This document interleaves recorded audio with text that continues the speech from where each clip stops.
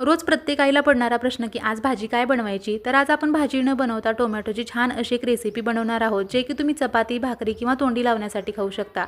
तर त्यासाठी काय करायचं, मीडियम साईजचे टोमॅटो घ्यायचे, त्यातील आतील भाग पूर्ण काढायचा आणि टोमॅटो पोकळ करून घ्यायचे. त्यानंतर एका बाउलमध्ये बारीक चिरलेला कांदा, लसूण, आलं, मिरचीचा ठेचा तयार करून टाकायचा.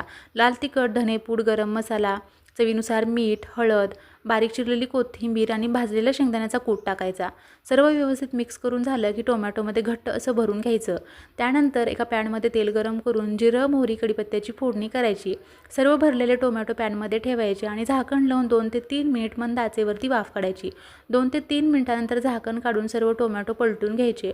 वरून थोडंसं पाणी शिंपडायचं आणि परत झाकण लावून 2 ते 3 मिनिट वाफ काढायची. याच पद्धतीने 3 ते 4 वेळा सर्व टोमॅटो आलटून पालटून घ्यायचे. 6 ते 7 मिनिटांमध्ये टोमॅटो तयार होतात.